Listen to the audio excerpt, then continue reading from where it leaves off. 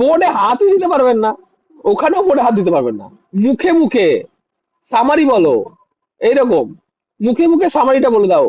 আর demo teaching তো যখন আপনি নিজের নিজের সেন্স থেকে উল্লেখ করতে পারছেন না, বা নিজে যেটা বেস্ট করে গেছেন ওটা যখন দিতে পারছেন না, হ্যাঁ, ওদের ওদের পছন্দ মতো দিচ্ছেন, তার মানে বোর্ড দরকার নেই, বোর্ড লাগবে না। তুমি এটা দেখে বলো, এই টিএলএম দিলাম তোমাকে, বলো একটা, বলো দেখি কি। আর ওরাও মোটামুটি সবার একটা জিনিস, এত লোকের ইন্টারভিউ একদিনে যদি হয়, তো ওরাও তো মানে মোটামুটি পাগল না হয়ে যায় না? বলেন, 2000 ছেলেপিলের ইন্টারভিউ কজন মিলে নিচ্ছে? আর 11টা, 11 জায়গায় নিচ্ছে। মানে ধরুন আমি আপনাকে বলে দিচ্ছি, এবার আমি পুরো স্টেপটা বলে দিচ্ছি, হ্যাঁ, কিরকম হয়। ফার্স্টে আপনাকে আইডি কার্ড দিয়ে ঢুকলো, সিকিউরিটি গার্ড আপনার আইডি কার্ড দিয়ে গেলেন, ঢুকে গেলেন, ঠিক আছে। এবার ঢুকে গিয়ে দেখবেন 1000 ছেলে বসে আছে, ঠিক আছে।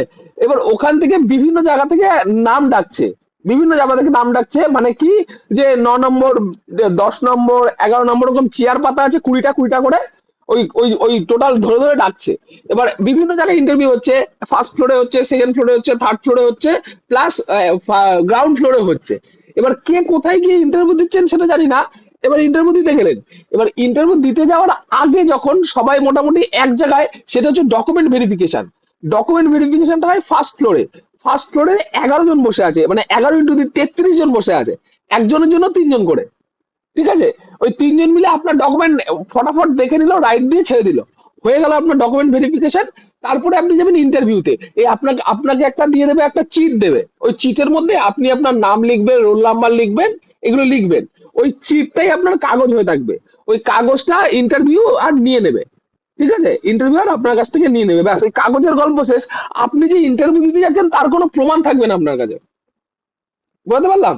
যে আপনি ইন্টারভিউ দিতে এসেছেন, যেমন পরীক্ষা দিতে এসেছেন, কি আপনার কাছে অ্যাডমিট কার্ডে স্যারের সাইন আছে, সেরকম ইন্টারভিউ দিয়ে এসেছেন, তার কোনো প্রুফ নেই আপনার কাছে। ওনাদের কাছে আছে, আপনার কাছে কোনো প্রুফ ওনাদের নেই। আর কাছে ল্যাপটপে তো আমাদের ইয়েগুলো বলছে থাকছে। আরে ওনাদের কাছে একটা জিনিস ভালো করে বোঝেন, ওনাদের কাছে থাকছে, আপনার কাছে কি প্রুফ থাকছে আপনি ইন্টারভিউ দিয়ে আসলেন, আচ্ছা। সেটা বলতে চাইছি। বুঝতে হুম পারলাম? হুম আপনি হুম হচ্ছে, আপনি আপনি ধরেন একটা ওদের কাছে নাম্বার, ঠিক আছে, কম্পিউটারে আপনার নামে একটা ফাইল করা আছে, ওই ফাইলের মধ্যেই ওরা সব ঢুকিয়ে নিচ্ছে, ব্যাস হয়ে গেল। এবার আপনি যে ইন্টারভিউ দিয়েছেন, আপনার কাছে তো একটা প্রুফ থাকবে, সেরকম কোনো প্রুফ ওরা দিচ্ছে না। বুঝতে পারলাম? হ্যাঁ স্যার।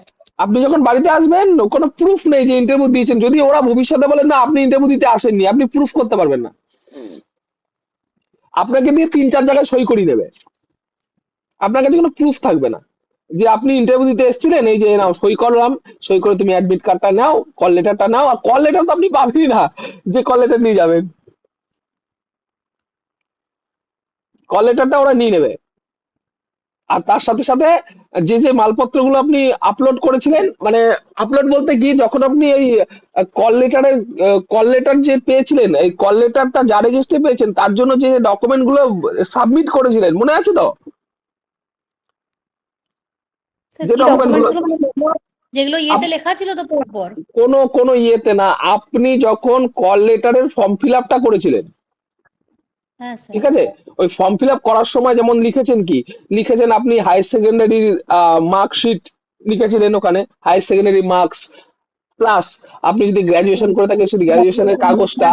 আর তার সাথে সাথে আপনার হচ্ছে ডিএলএড এর ডিএলএড এর কাগজটা, আর টেট পাসের কাগজটা। ও টেট পাসের কাগজটা না থাকলেও কোনো ব্যাপার নেই, আপনি অ্যাডমিট কার্ডটা না থাকলেও কোনো ব্যাপার নেই। ওটা ওটা এমন কিছু ব্যাপার নেই যে পায়েল মাঝে মাঝে চেঁচিয়ে ওঠে না, ওটা না থাকলেও কোনো ব্যাপার এসে যায় না, ওরা নিজেরাই দেখে বলে দিচ্ছে কত মার্কস। ওইটা নিয়ে চাপ নেবেন না যদি অ্যাডমিট কার্ড আপনার কাছে না থাকে। যদি থাকলো তো ভালো কথা, আপনি সার্টিফিকেটটা ওই কাগজের সাথে দিলেন, তাছাড়া আর কোনো ব্যাপার নেই। ওই আপনারটা একটা স্যার ফাইল হয়ে চলে গেল। বলেন বলেন বলেন, স্যার কোশ্চেন বলছিলাম বলেন। যে স্যার, হ্যাঁ স্যার বলছিলাম যে স্যার যখন ইডাব্লিউ সার্টিফিকেট আমার বের হয়েছে তখন স্যার আমি ফর্ম ফিল আপের সময় অ্যাপ্লাই করেছি, মানে যখন ইন্টারভিউ ফর্ম ফিল